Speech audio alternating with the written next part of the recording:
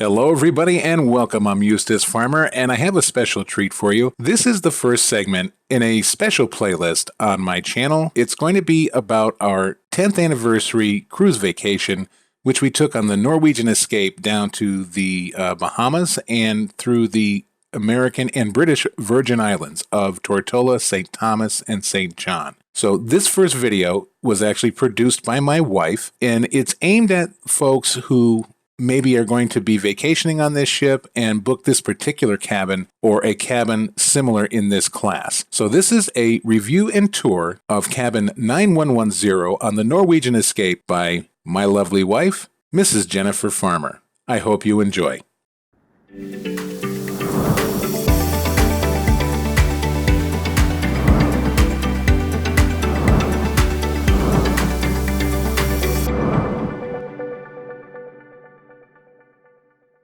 Welcome to cabin 9110 aboard the Norwegian Escape. So this particular cabin is on the 9th deck, which is one deck above where the waterfront and a lot of the restaurants are. So the location is very good. Fortunately, it is towards the front of the ship. We are very close to the end of the hallway, so it is a bit of a walk when you want to go towards the aft of the ship, which is where the main dining rooms are, as well as the buffet. This particular room is an adjoining cabin to room 9112. They are both considered family cabins. There is a door that adjoins the two cabins. Fortunately for us, we've been very fortunate that the young ladies next door have been very quiet, so we haven't had any noise from them since it is just my husband and myself. So welcome to cabin 9110 aboard the Norwegian Escape. Again, this is a balcony cabin.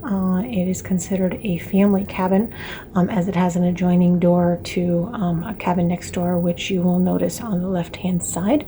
One of the more quirky things about the newer ship that the Norwegian Escape is included in is that whenever you want electricity in your room, when you walk in the room, you do need to put your cabin card into there is a slot here where you put your card, and that allows the electricity in the room to be on.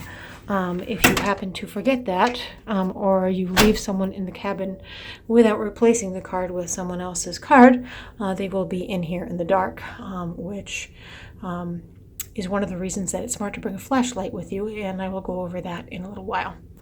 So anyway, as you can see, it's a pretty spacious cabin. We do have a queen-size bed that can be separated into two single beds if you have two people that are not interested in sleeping in the same bed together.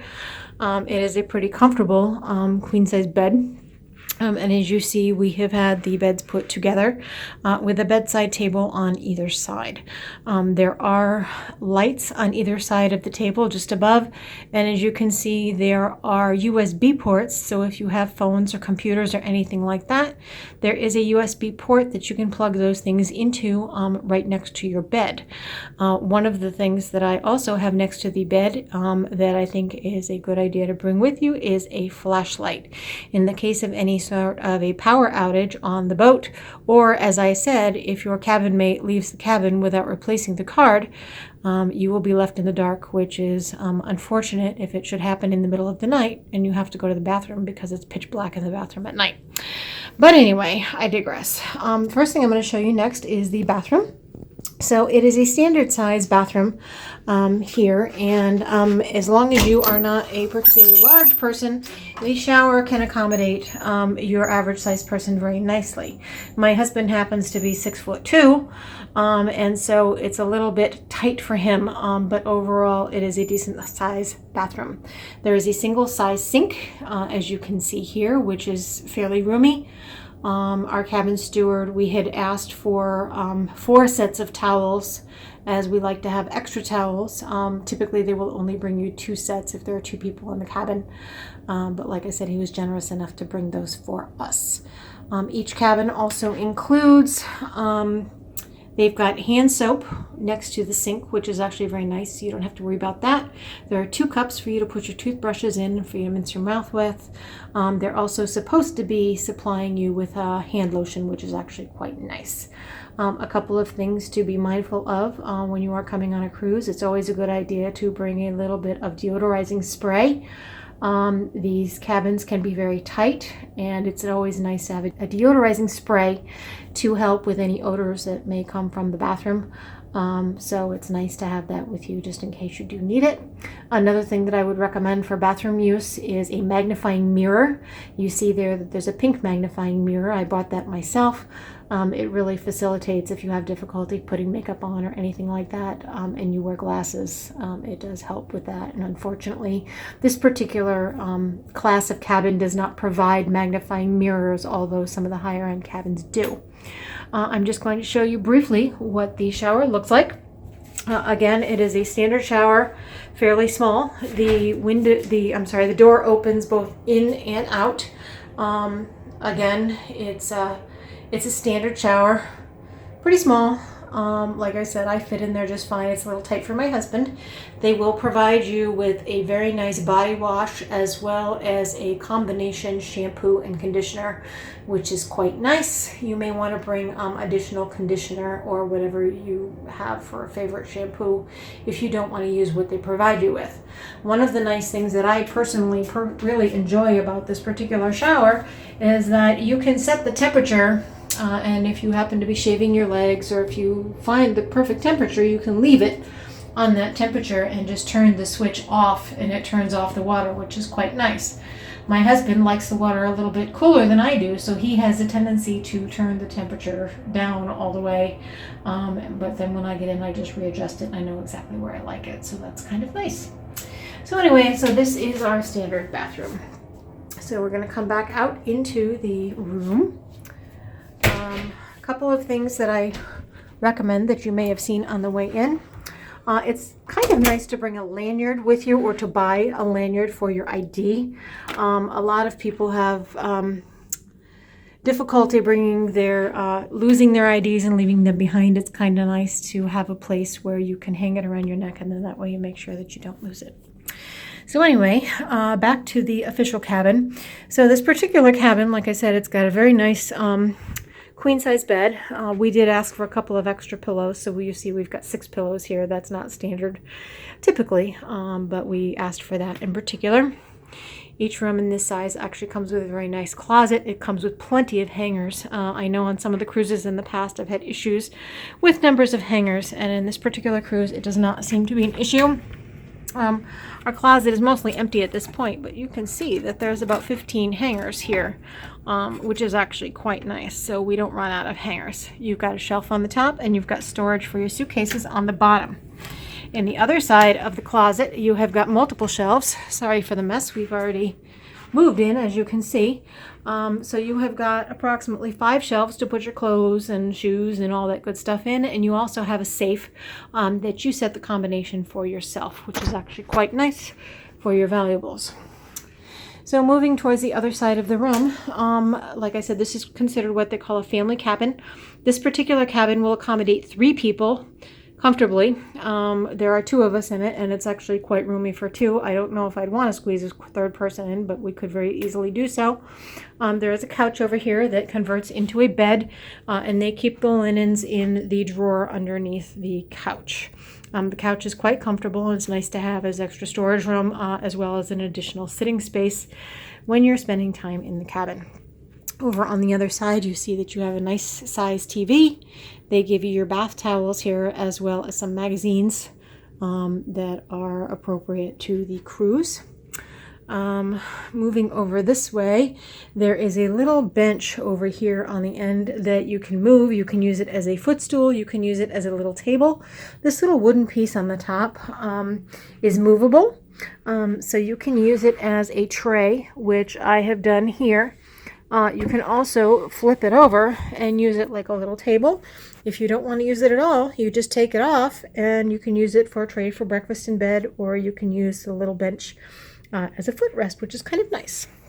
So back over on this side, you have room for storage underneath as well as a hairdryer.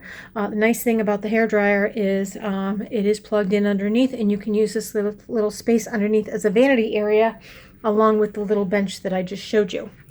In this particular cabinet right here is a refrigerator. Now, when we first arrived on the boat, this refrigerator was stocked fully with liquor and chargeable things. And if you ask the minibar, if you ask the room steward, he will very gladly empty the minibar for you, so you don't have to worry about anybody getting into the minibar, as the minibar is not included as part of the unlimited alcohol package if you so choose to do that. So anyway, what we have done is we asked him to get rid of all of the stuff in the refrigerator. So it leaves us room for milk for our coffee. We had a leftover sandwich, and I have a cup of water there. As I said, we're at the very front of the ship, and if you want to bring water back from the buffet, it's nice to have a large bottle or container for your water that you can keep in the refrigerator. Other than that, on this particular area here, you've got your telephone. One thing that I very highly recommend that I've seen on many of the blogs is to bring a nightlight with you. Reason being that is at nighttime when you're at sea, it is completely pitch black in these rooms, and having a nightlight alleviates the need for you to have the bathroom light on during the night. It leaves just a very slight light in the room, and that way you can see when you're getting up to go to the bathroom or what have you. So one nice thing that they have in this particular room, again, room 9110, is they do have a coffee maker. It's a mini coffee maker. It's a Hamilton Beach, so it's not the most expensive coffee maker, but it does the trick. If you want to have a cup of coffee or 2 cups of coffee in the morning, they typically will give you 2 pods, 2 regular coffee pods and 2 decaf pods. You see that there's an extensive array of sweeteners here, as my husband and I have made it a lovely habit of ordering room service with extra coffee in the morning. If you order coffee and some continental type things and you send in the form the night before, they will bring it to your room at no extra charge, so you can have fresh coffee, fruit, bagels or muffins, whatever, in the morning delivered to your room at a specific time that you designate. So it's nice that you can have those things available to you while you're getting ready in the morning. They do have an ice chest there, and then you also have your room service and minibar menu, and we have saved a couple of extra cups just in case we need those. So the highlight and the very special thing about this room is that it actually has what they call an angled balcony. Now you see that it looks a little crowded on my balcony right here, right now. Reason being is that typically this room only comes with 2 regular chairs on it, and I had read that if you ask your room steward, he may be able to bring you a lounge chair to the balcony, which our room steward very kindly did. So it's nice that we've been able to use the lounge chair on the balcony on several occasions, which is actually quite nice. I did put the other 2 chairs together, so we had a little bit of extra room to move around out there. If you choose to get this particular cabin, you can always have the extra chair removed. But like I said, this is an angled balcony, so it does give you a little bit of extra room. More so than your typical balcony, and it's kind of nice to have that extra room so you can have a lounge chair out there, especially during the day when you're in port or when you're looking for a nice shady spot to sit when it's blistering hot outside and you want a little bit of nice place to sit. It is a little bit cloudy today. We are in port, so hence you see the MSC Divina over there, but you're gonna ignore that. So anyway, when you're ready to go out on your balcony and you are in port, the directions are very clearly stated on how to do so on the door. So you go ahead and open up. You'll notice that it's significantly hotter out here on the balcony than it is on the inside. And these particular balconies actually have balconies below that you kind of look over. So you're going to want to be careful when you're on these balconies in terms of what you're wearing outside, even at sea, if you have a peeping neighbor from below. But it hasn't bothered us a bit, and actually this particular location on the ship is actually very lovely. One thing that I will have you be mindful of is that when you are at sea, if you decide that you want to open up your balcony door, it creates a bit of a wind vacuum, and it can get quite windy outside. And if you open the door inside the room, it can get a little windy in here. So anyway, so this is my review of room 9110. I hope that you have found it helpful.